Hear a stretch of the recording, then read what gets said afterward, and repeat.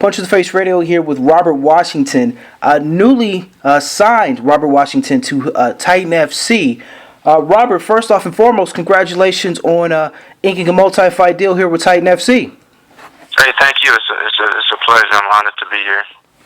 All right, now with that new deal, you got that off of the literally just weeks ago after winning a first-round TKO over Blaine Thomas at Titan FC 29. Let's start there with that bout.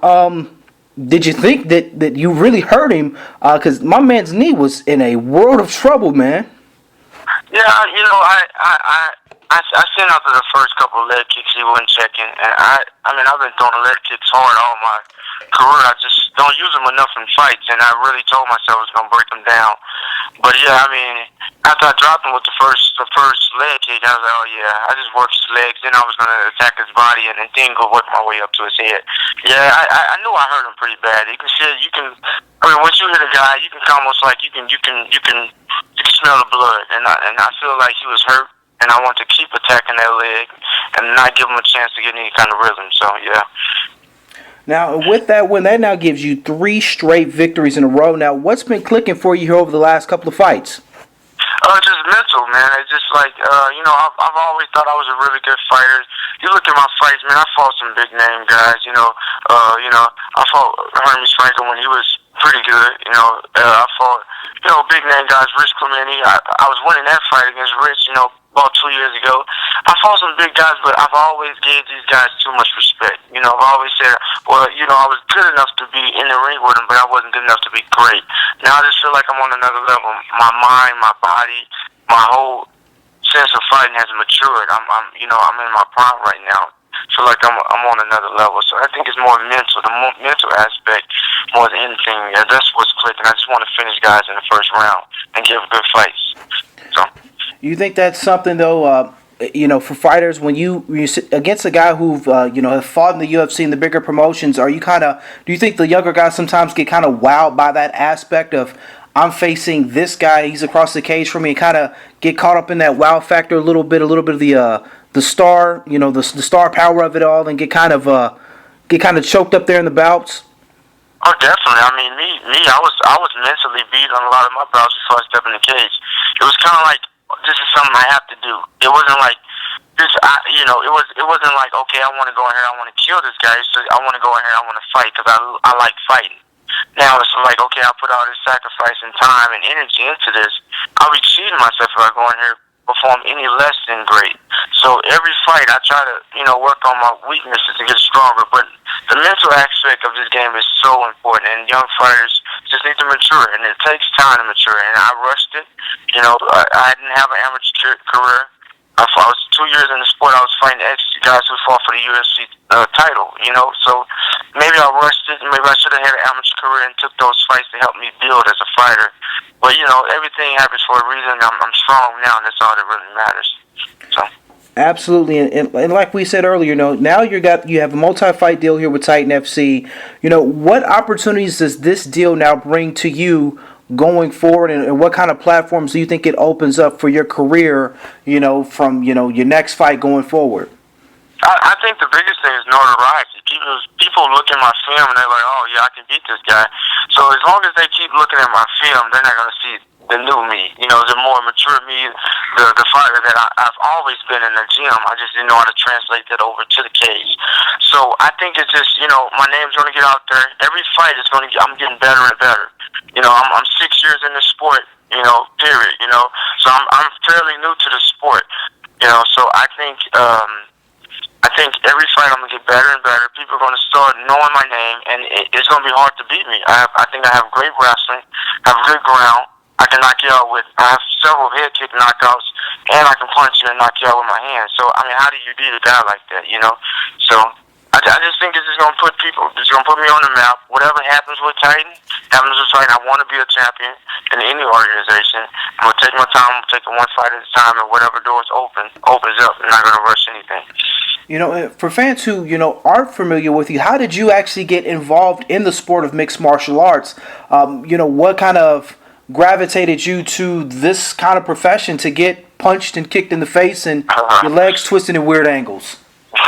Yeah, it's funny you ask because I used to watch the whole Matt Hughes, and I remember watching Matt Hughes and Royce Gacy fight back in, I think it was 2004, maybe 2005, sometime like that, but maybe a little bit later. But I was like, man, these guys are crazy. I'd never do this. And then I just saw a friend while I was in the military. I saw a friend that started fighting in Guam. I said, man, I want to try this out. I had been wrestling for a long time, wrestled all through high school, wrestled a little bit with the Navy. I said, I want to try this out. So I got orders back to Guam while I was in the Navy, and I went in there the first day.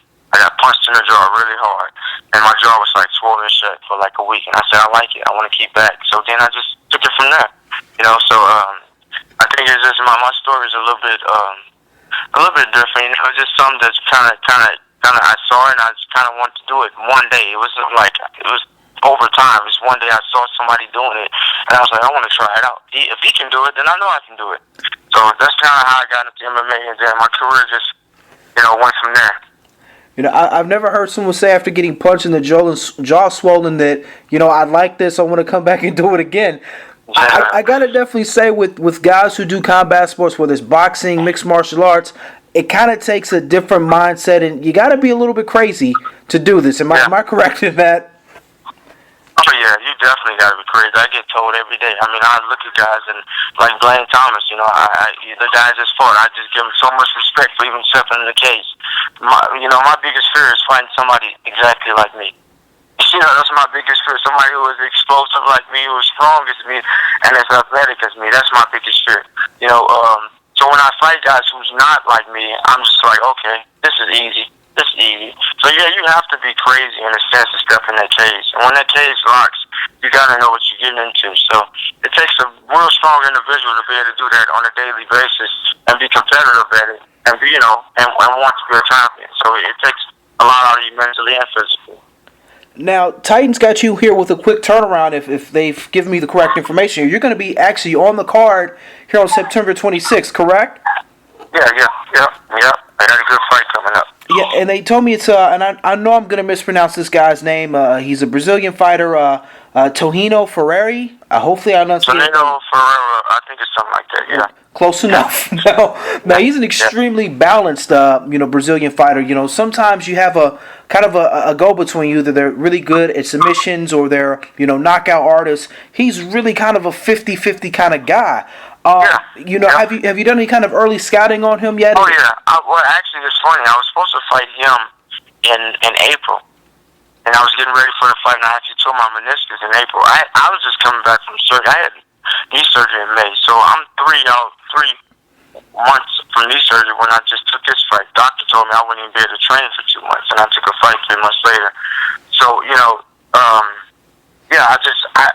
I watched him. I watched him back in April, and I've always thought it was a winnable fight, definitely a winnable fight for me. I think he's good in all areas, but honestly, I just feel like I'm better than him. I'm more explosive. I'm definitely going to be stronger than him. My wrestling's better than his. I think my grappling's better than his.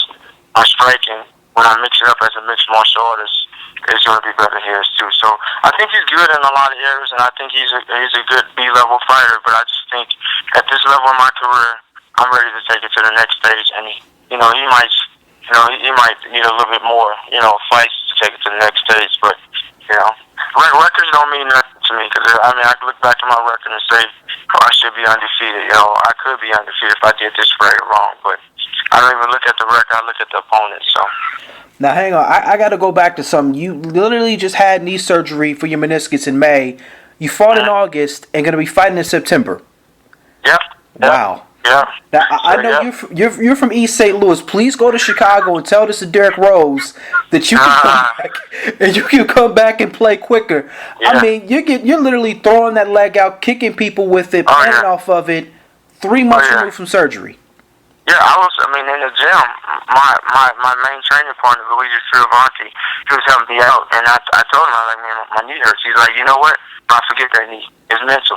And from that day on, I didn't even wrap the knee up anymore. I just went out there and I trained. I didn't even think about it. And slowly but surely, the knee got stronger and stronger. And a week before I trained, a week before I took the fight, I was walking around at 170, so I didn't have to do anything. I was walking around at the weight I fought. So I went up, So I didn't have to do anything. I just sat around and, during the fight, it felt like I didn't even had surgery. I just rested it. So it was just everything kind of worked out, fell into place. I did some extensive rehab on my own, and I got it back to where it's 100% now.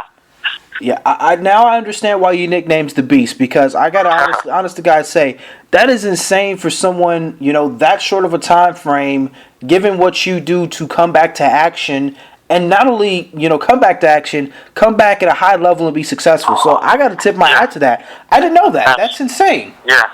I mean, my biggest thing is to prove to people I don't fight just for me. I fight to inspire others. And like I see younger guys on the Titan 29 card, like Steve Montgomery, he's a really good kid and stuff like that. And I just try to tell them stuff, man. Like if I can work a full-time job, fight full-time, and I'm in grad school full-time, you can do anything. And he really respected that, and he took that to heart. And stuff like that inspires young athletes, young fighters. When it's time, when you feel like you can't do it, remember, there's always a person that has it harder than you that push through. So I kind of do it to inspire others, and I do it to inspire myself, but anything's possible. I prove it every day. I like that. I definitely like that. Now, Robert, man, where can the fans keep tabs on you and what's going on as far as like social media goes? Facebook, Twitter, Instagram, all that kind of stuff. Okay, well, my Twitter is at 2 ways out, TWOWAZOUT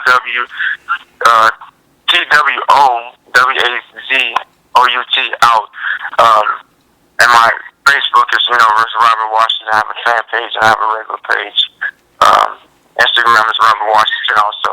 Yeah, I'm trying to get I'm trying to be more into the social media and try to get fans want to get personal. They want to know what you're doing on a daily basis. So I'm trying to be more active in that part of it and try to get my base up. So all the support is good for me right now. Absolutely. We'll make sure we shout that out and make sure the fans know to follow you on Twitter. I tell anybody, man, if you step your Twitter game up, great things can happen. I got my show off of being on Twitter, so there you go.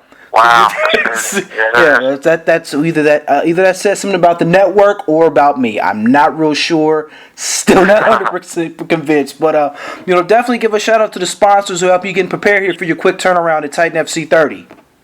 Well, some of my local sponsors is Mastermind Vodka. They've been with me for a while. Spike 22, Cauliflower Culture, and Combaters Gear. Those are all guys who really helped me out for the last fight and being there supporting me through the way. And my friends, my family, my training partners, everybody who pushes me every day in the gym. So yeah, and I owe it all to them. Yeah, make sure you give a shout out to the gym, man. Give a shout out to your gym. Finish MMA, all the guys at the gym, who pushes me every day. All the young guys who are like 20 years old try to punch me in the face hard as they can. Thanks. Well, right on, Robert. Again, man, you're going to be back at it again already real quick. Yeah. A month turnaround. Titan FC 30, live from Texas, man. September 26th, CBS Sports Network. I'm looking forward to see you do work, man, because I'm even more impressed now by what you did Titan FC 29, knowing that you came off the knee injury to do what you did. I'm definitely going to be tuning in to see what you're going to do even another month out from it. So, God bless, man. We appreciate you taking our time with us here this evening here on the show. Yeah, everybody, don't blink. It's going to be a really good fight. It's going to be a really good fight. I'm going to win. I don't know how, but I'm going to win. That's all I can tell you. We will say this, the last 3 fights have all ended in the first round, so if it goes to the second round, I will be gravely disappointed. I'm going to be totally disappointed. I might hurt myself in the corner if it goes to the second round. You'll be crying in the car ride home talking about I wish I could have got it done in the first. Don't do that. Don't do that. Yeah. Well, absolutely, Robert. We appreciate you taking our time, man. God bless. Best of luck at training. We'll see you here September 26th, Titan FC 30, all right? Hey, man, thank you. All right, no problem.